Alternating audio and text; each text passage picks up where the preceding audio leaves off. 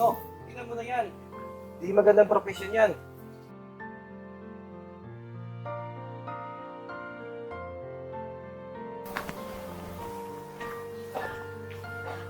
No, kung yan ang nais mo, sige, suportahan kita. Ipagpatuloy mo lang yan ang pagbubukit mo.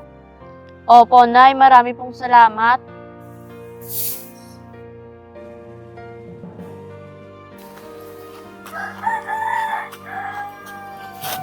Nagkaroon ko interes sa pagpinta nung nakita ko yung kapatid ko na nagdo-drawing. Tapos nakita kong gawa niya. Parang natouch ako sa parang gustong-gusto ko yung marating yung ganung profession. So, elementary grade ako, the age of 8 years old. Parang nag-practice na ako yung drawing kahit ano lang, basta matuto ako.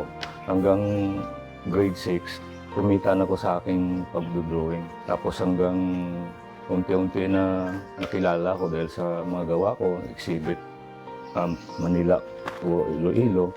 Hanggang yun, medyo may nagkaroon na ng mga collectors, bumibili. So doon, lalo ko nagpursige dahil ako mayroong appreciate ng painting ko. Binibigyan nila mga nag-idolo sa akin, mga bata, nakilala ko. Kaya sabi ko sa mga anak ko, huwag na kayo kumuha ng painting o art o fine arts dahil kung di ka lang pursige doon, saka wala sa puso nyo, sayang ang gastos natin. Kaya may isa lang na nagmana sa akin, isa lang sa kanila out of 7, isa lang namana sa profession ko. Nung nag-aaral ako high school sa City High School sa Port San Pedro, kung mahilig ko sa art, tsaka madalas din ko maglibot sa Iloilo City, sa mga mall. So nakita ko yung mga display dyan. Sinandaan ko yung pangalan, saka hinahanap ko talaga kung sino to, si Edgar Gonzalez.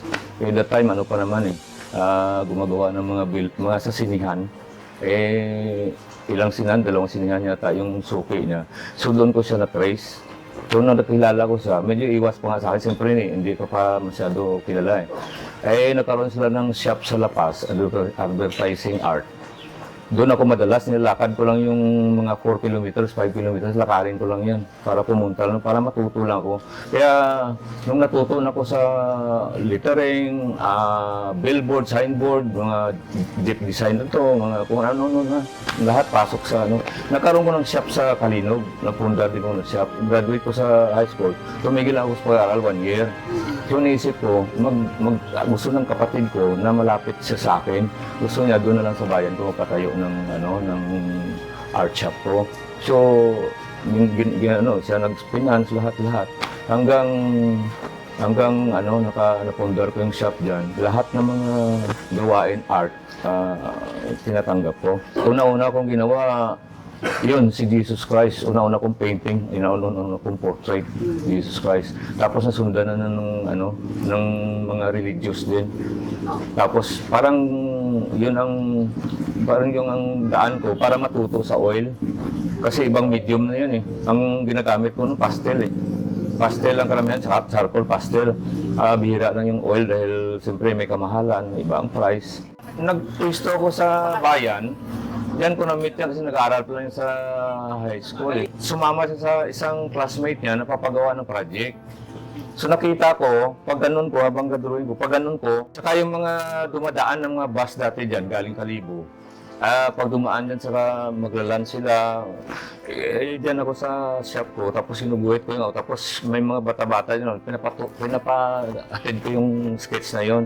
So pinatandaan din ng mga pasahero, mga passenger ng bus na yun. Sa mga beginner naman, sa mga aspiring artist, ang mapayo ko lang naman, simple lang. Kung yun talaga ang tatahakin nyo na profesyon, sa simula, mag-struggle kayo, maghirap muna. Pero at the end of the day, matanggap mo pa, ma-achieve mo rin yung pangarap mo. Gaya sa akin, naranasan ko rin lahat. Kahit baon ko, wala. Pero nung huli, naging din ako, earn while you learn. Mag-aaral ako na mismo gumagastos sa sarili ko. Pinasasalamatan din natin ang Diyos para sa pagbibigay sa atin ng mga bagong karunungan upang matugunan natin ang mga problema sa makabagong paraan. naghanap kami ng isang strategy na much more na sa COVID-19 pandemic na situation. Yung economy down, mararamdaman hindi lang sa Bingawan but the whole world. So, gumawa kami ng strategy, naghanap kami ng strategy, pinag-isipan kung ano nga yung mabuting gawin sa ating mga mamamayan dito, lalo na sa ating youth. Naka-coin up kami, gawa kami ng isang strategy that is the Bingawan Real Estate Virtual Assistance Project. Isang project na pinagtutulungan ng lahat. Yung iba galing sa companies na mga call center companies na may contact na abroad. So nag-tap kami ng isang association, yung Still the Bingawan Pagnahian Women and Youth Association na gumagawa ng Bingawan shoes. Kasi employment talaga yung target natin.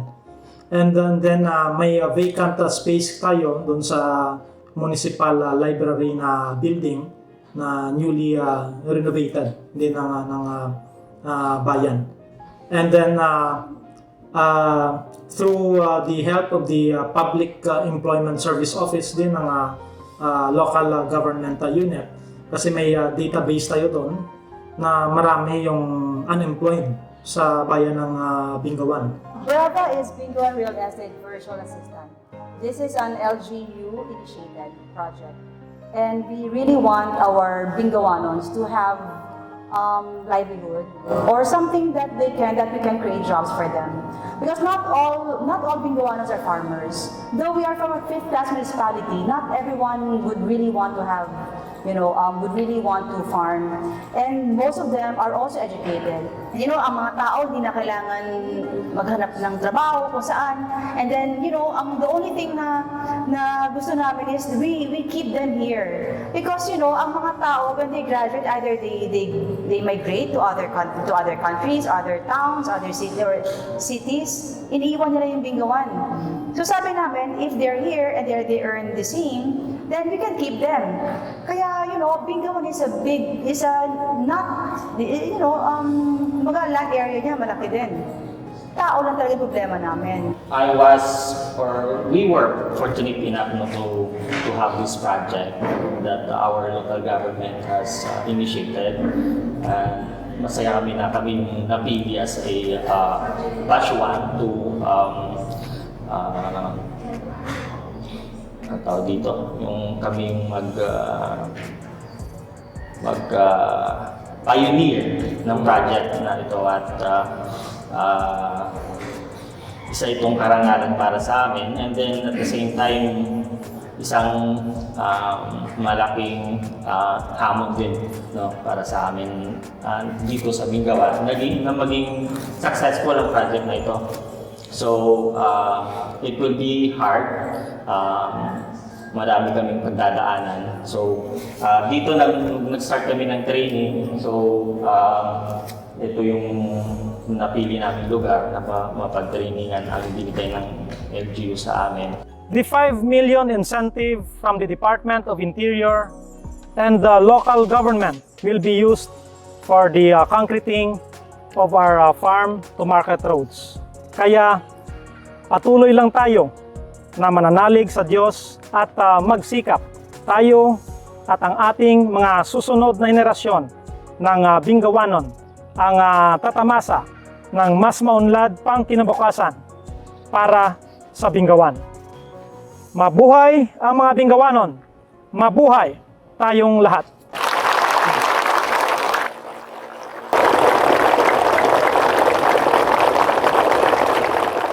Ang pagpapahalaga at pasasalamat ay isang mataas na antas ng dasal.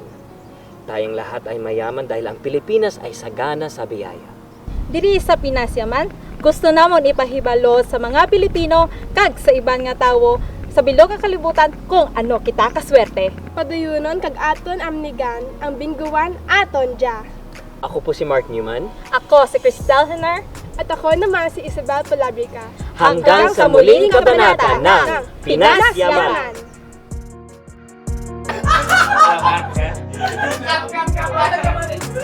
Isang masaganang araw. Sorry. Ready?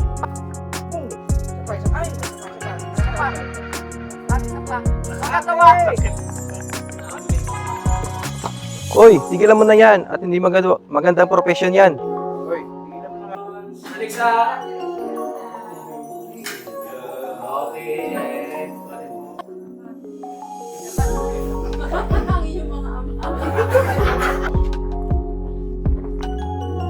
Anak, bless.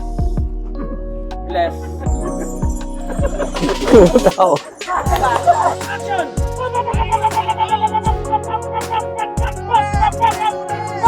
Ang pagpapahalaga at pasasalamat ay isang mataas na antal ng